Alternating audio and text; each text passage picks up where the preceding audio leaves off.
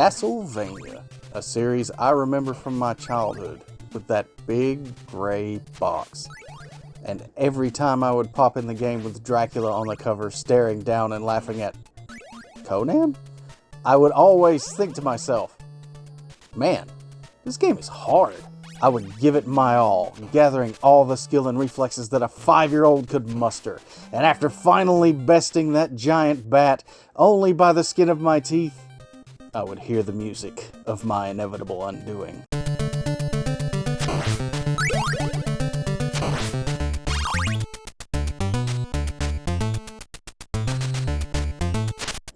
It still gives me nightmares. And for many years, that was my experience with the series. Sadly, I never actually owned the game and was relegated to borrowing it from friends. I was a late adopter of the Super Nintendo, and the one and only system I had a bit of purchasing power over was the Game Boy. Allowance money only goes so far, so the series eluded me for many years. But then came the Game Boy Advance. As you will come to learn on this channel, the Game Boy Advance is my jam. It was the first system I ever pre-ordered. I paid for it myself, working on my grandparents' farm over the summer, and I was stoked when it released. And with it, my launch title of choice happened to be Castlevania, Circle of the Moon. Now why, you may ask, would I go with a game that, to the best of my knowledge, would be hard as balls if it were anything like the game I knew from so many years ago? Well, I had grown as a gamer since then. I knew I could handle the challenge. Plus, I had done my homework. I had read in all the magazines that this game was more in line with something called Symphony of the Night. It was more like an RPG. Yes, at this time, I had never heard of the legend that is Symphony of the Night. I didn't own an original PlayStation until I was already a man. At the time, I definitely didn't realize how many assets were just straight ripped from Symphony of the Night. But that's not the point of the video. So anyway, here I am with my brand new purple GBA and this game. And from the very moment the title screen booted up, I was hooked. Provided I could see the screen anyway.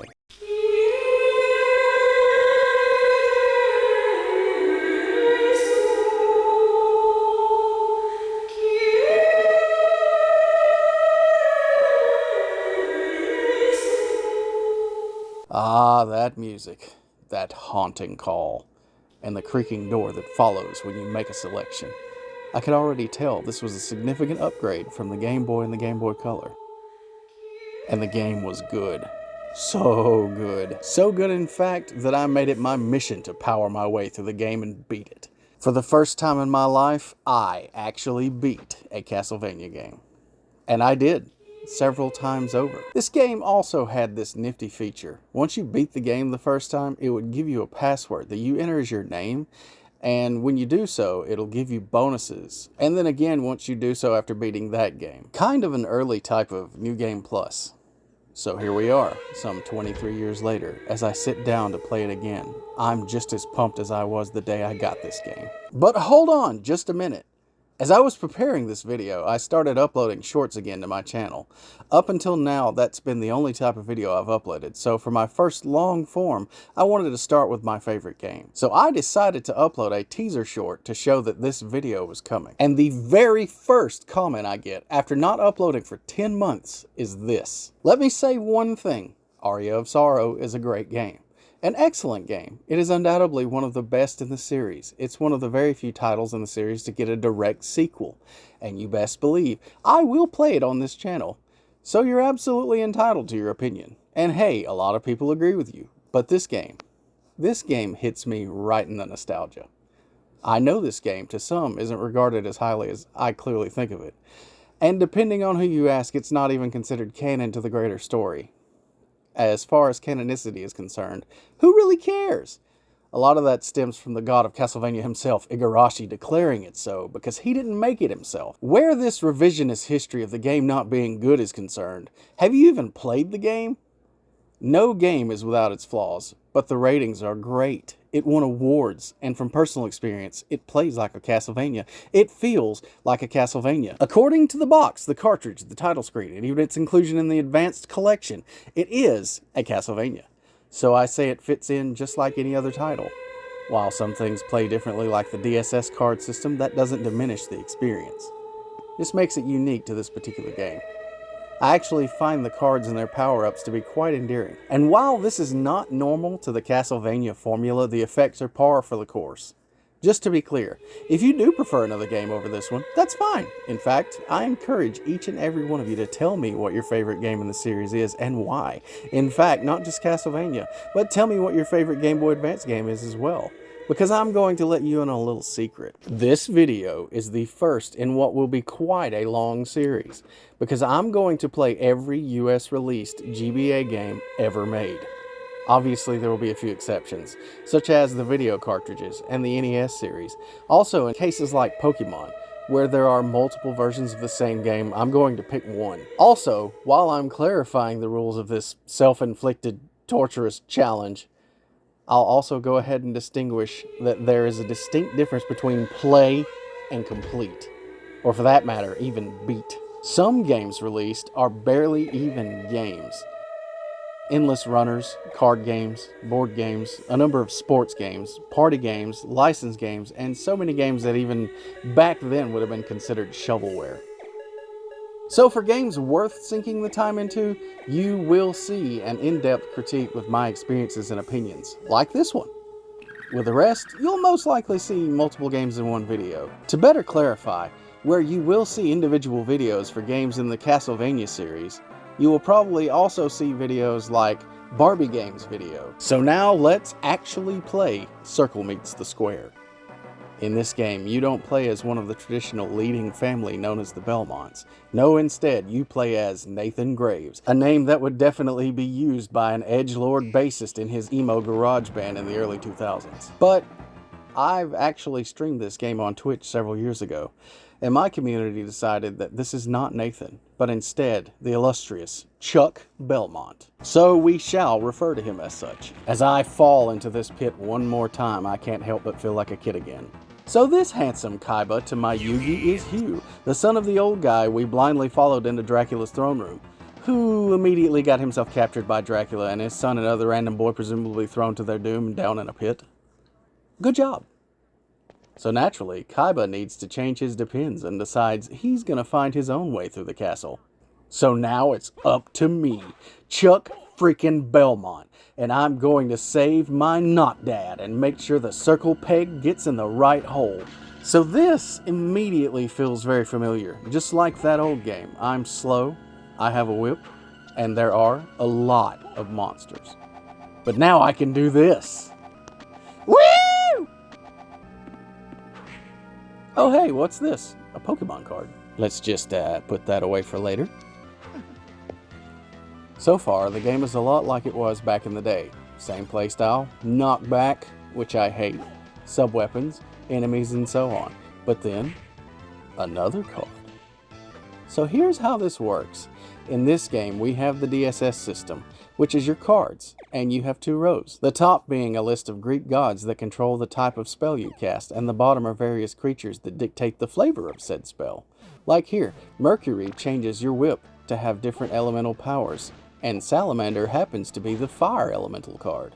So we get Fire Whip. So after some exploring, whipping, and getting knocked back a few times, I find my first magical item, Dash Boots. With a quick little double tippy tap of the D-pad, I can run. This gets me to new, higher places because now I have momentum. Now yes, I'll go ahead and say it, this is definitely one of the negatives about the game. Double tap to run is ever so slightly tedious. I get they couldn't afford a run button with the GBA's limited real estate, but also, they probably could have. That being said, it's now instinct. I have to stop myself and recondition my brain not to double tap to run in other games. But yes, the fact you have to double tap does cause issues. It breaks momentum. If you need to turn, you have to double tap again. Say you got sausage fingers like me, sometimes you can hit that up button instead of left or right and just stop dead in your tracks. I did that several times in this playthrough. But there are worse things. No, this will not break me from loving this game. Now it's time for the first boss of the game. I guess we've officially entered the gates of hell because the first boss is none other than Cerberus. Luckily, he's pretty cheesable. I could mostly stay out of his way except for those few times where I didn't, and after making quick work of him, I unlocked one of the most useful items, or rather moves, in the game. Double. Now I can double jump, and that opens up so much of the game. In fact, a large chunk of the game's map only limits access to those with the double jump. But rest assured, there will be other means of traversal required for later areas. But a well-timed double jump will get you far. And far we have gone. After some short work, I'm already at the second boss, the Necromancer. We even get a bit of dialogue this time. Extraordinary, to be dropped into the abyss and still live, but your luck is about to run out. Yeah, okay, buddy. I love how Nathan just says, get out of my way. Child, before I finish you, I will tell you some news. Your precious master is already in our power. Not dead? No! That old man will feed us with his soul. The rite has been prepared, and we only await the circle of the full moon. And so, after he attacks me with some Cheerios, he turns into a summoned skull and wiffle balls around the stage until finally...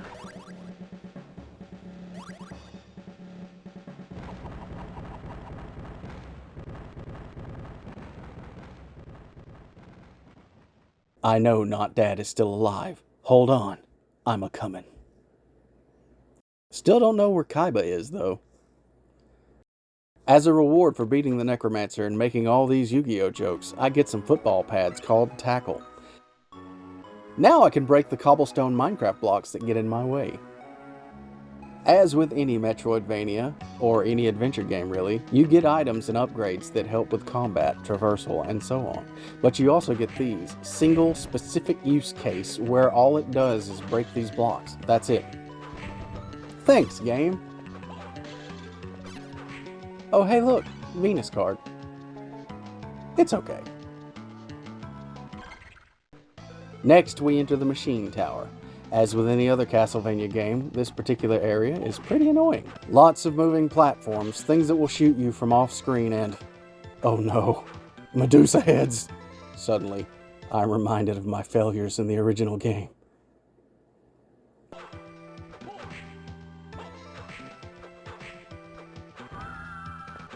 I'm sorry, lady, I needed your delicious XP. After some masterful platforming and dodging the bullet hell that is this zone, I managed to snag the Jupiter card. Ha ha ha ha, finally.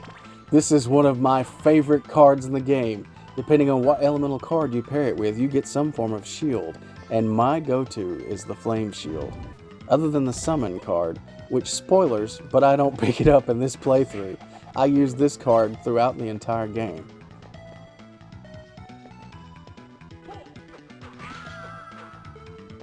Soon we find our next boss, the Iron Golem. There's no fanfare here. No cutscene, just straight to the fight. And just like that, he's gone.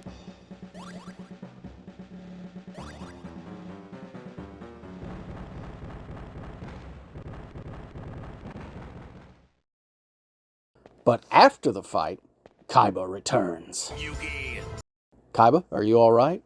What are you doing here? Are you trying to take my glory? Boy, I got dropped in the same pit as you. Man, the only way I've been able to get this far is I've had to fight all these golems and dodge them dang old Medusa heads. There was a two-headed dog and a summoned skull with Cheerios that hurt me. I'm just happy to make it this far. Plus, we gotta save Not Dad.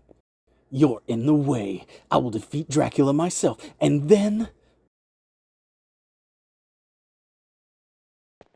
No, please, come back.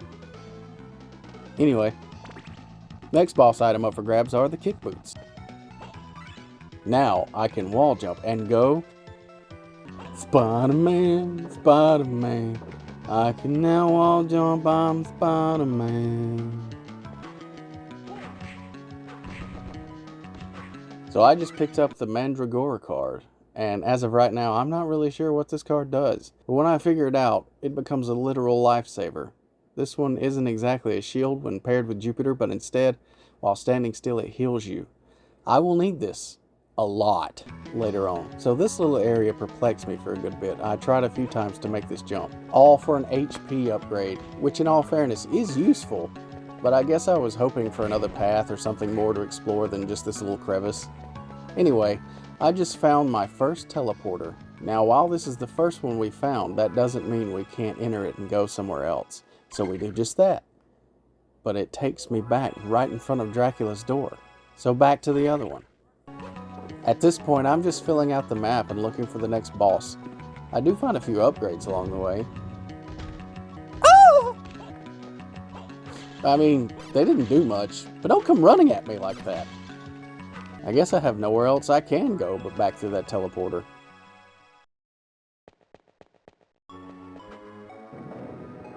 Are you kidding me?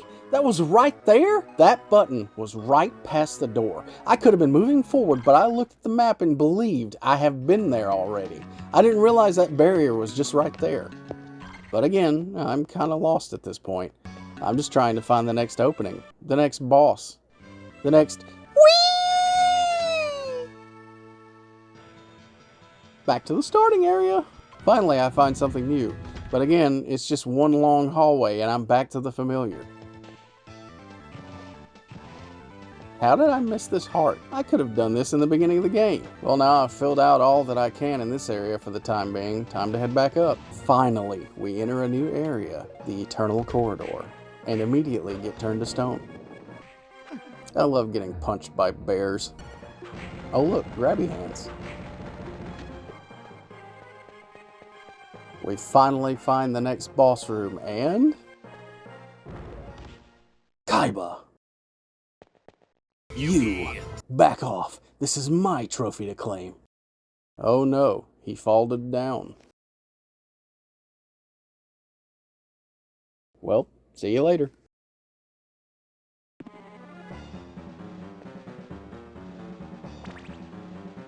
This time we face a Dramalek, the giant goat thing. He looks like he was in the middle of a certain kind of encounter. Maybe he likes this. Ugh. So even though this boss doesn't move, this is the first difficult boss I've faced, simply because there's so much crap flying at me. I got the bubbles, the flames, the skulls. Holy crap, I died to this thing once. Then look how close I came to doing so again. Talk about the skin of my teeth. And for beating him, I get to push another button. Back to Kaiba. Damn, who asked you for help? Gee, Chuck, thanks for beating the fetish goat man that left my legs all shaky. Maybe that's it. Maybe that's why Hugh didn't want us to get in the way. Oh, my trophy. Don't think you defeated it. It was the power of that whip. See, he just wanted to use the whip. Then he goes on to tell me how jealous he is that Not Dad gave me the whip instead of him. Not Dad just knows the naughty things you do with it. Get it all sticky. But defeating the goat man didn't give me a new power-up. No, instead it showed me where I needed to go next. I needed to go to the absolute worst area in the game. My most hated, the sewers. This area is cruel. It's filled with this red water that hurts you if you touch it.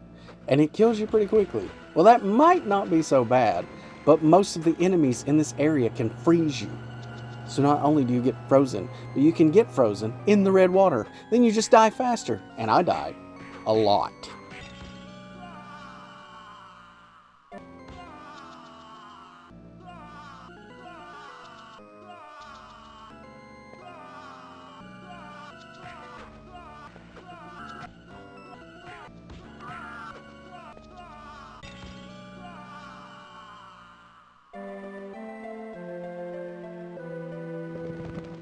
Here they also introduced this switch flipping mechanic, so you've got to do so much backtracking. It's headache inducing. I love this game! As said earlier, no, this game isn't perfect, and this area can go suck a butt. However, fortunately, it's a small piece of the puzzle in the grand scheme of things. It just sucks and I hate it. It was in this area that I finally learned the healing spell, and I abused the crap out of it. Finally, I might make it through this. .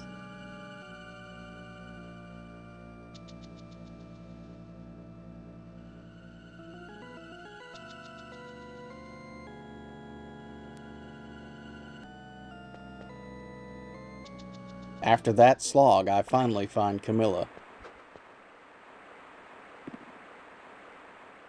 And I don't have time for her dialogue. After what she put me through to get here, I'm just ready to see her gone. Oh yeah.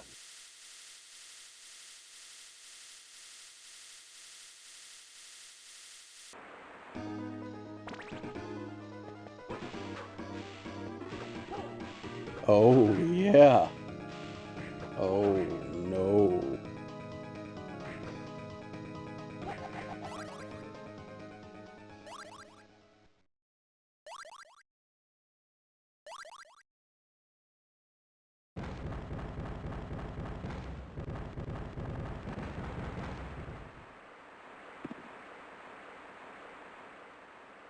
After finally defeating her, she gives me the "you're too late" spiel, fades to dust, and we get the rock wing. This completely negates the wall jump and almost negates the double jump as well. Because with this, you just launch yourself straight up in the air. And it is fun. From this point on, I feel mostly unstoppable. This is the point in the game where it feels like you've been given the keys to the kingdom, and the next step is just finding the next boss. And that's what I set out to do, but the sky was no longer the limit. The only thing holding me back at this point were those stupid boxes that I can't seem to move. I wonder what that could mean. The next boss on the list are the twin dragon zombies. They can actually be pretty difficult. Must have something to do with them both flailing their heads around, spitting fire, and trying to eat me. The best strategy for me is to deal with them one at a time, though when one is gone, the other one eats part of the dead dragon to regain health.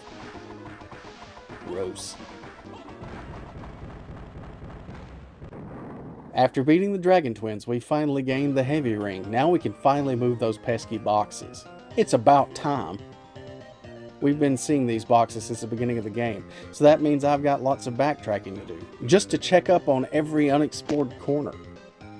We are now coming up on the last stretch of the game. At this point, I have all the tools necessary to access any room on the map minus one, Dracula's chambers. So basically, I'm looking for the key to get in. Hey look, another boss room. Oh, it's Death. I dig his drip. It's a Castlevania staple that towards the end of the game you face Death. Typically, he does have more to say though.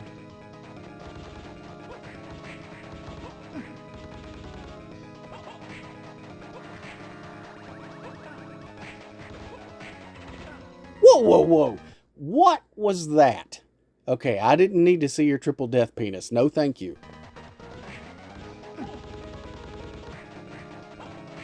He did it again! Quit it. Ha! I finally got him.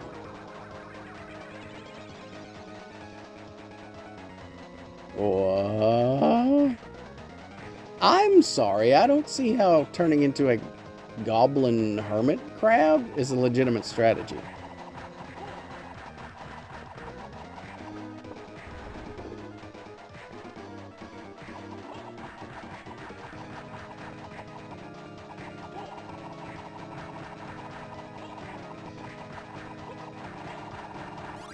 And after the easiest section of a boss fight in the game, a portal opens up and pieces of his body fly off into it. Okay.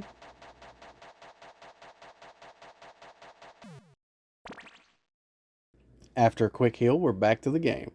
And the item he gives us is cleansing. Cleanse specific bodies of what? This is just to turn the red water off, isn't it? Guess I gotta go back to the water. Yay. Yep, that's what it does. But what else did I miss down here? Honestly, nothing. There wasn't anything left for me to get down here other than a few power-ups. Oh well, now it's time to finish drawing out the map. I've still got to find a way into Dracula's chambers. Maybe this one holds the key to Dracula. Oh hey, it's Kaiba. So you finally arrived. Yeah, I know. It took me forever. I had to fight all these monsters. There was this golem, two dragons that ate each other, a giant BDSM goat, then death turned into a crab. Hey, why did you swing at me? That could have hurt. I am superior to you. Spoken like a true Kaiba. I will defeat you to prove myself to father. Not Dad is gonna be so pissed at you. And so we fight.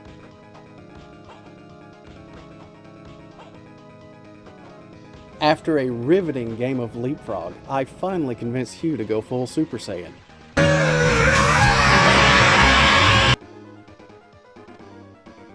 Then it's more Leapfrog.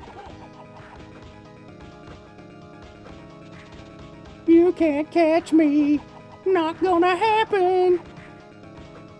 Good thing I can jump and you can't. And that's that. Kaiba has been sent to the Shadow Realm. Now, stop it. Bad Hugh. I'm all right now. Brother, embrace me. I am sorry. I was envious of you. I know. When Father named you the successor, I was afraid I was worthless. I needed the recognition. That probably was the dark weakness that Father saw. But Kaiba realizes the error of his ways and bestows upon me the dual disc. The key to the castle. We can finally face Dracula.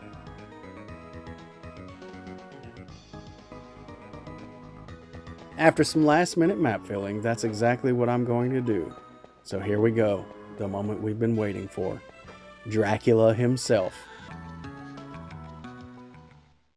You have done well to come so far. Not Dad! What is a man? Impeccable timing. The time for the right is upon us. Your soul will become ours as well. Not on my watch. What is this, some kind of suicide squad? What an emotional display. But don't fool yourself. Even you must have darkness upon your soul. Never! Not with my friends at my side and the power of this Keyblade. To be superior, to be honored for your singular accomplishments, to be loved by all, to get the glory hole even at the expense of others. Man, sounds like Dracula had some pent-up aggression there. That is what your friend craved. I just increased that desire, that power. How dare you hurt Kaiba? To the Shadow Realm with thee! I really shouldn't have gone with the clock here. I like how Not Dad is just watching all this play out. And he goes down. But what's this? Power! I need my full power! And of course, he disappears into the seizure realm.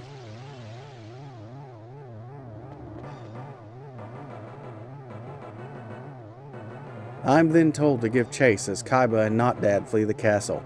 And now for the real fight.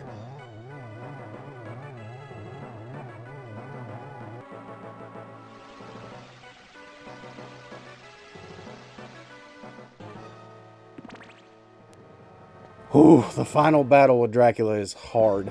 It took me several tries and lots of luck. I've beaten it before, but that doesn't make it any easier, especially since the last time was about 5 years ago. But after some time, it finally happens.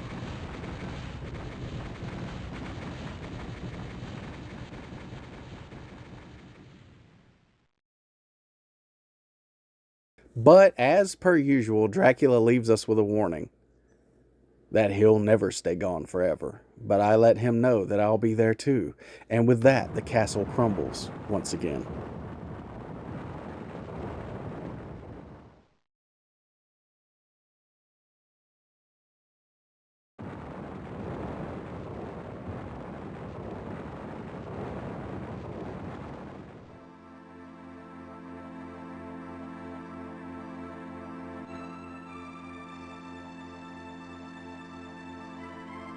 This playthrough was just as much fun as it was back when the game first came out, And yes, I know this isn't and will never be some people's favorite Castlevania, but it is mine.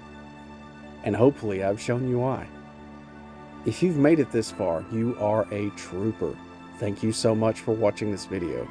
This is a love letter to one of my favorite games of all time, and also a jumping off point to start a long and grueling series where I'm going to play through every Game Boy Advance game, even the poopy ones.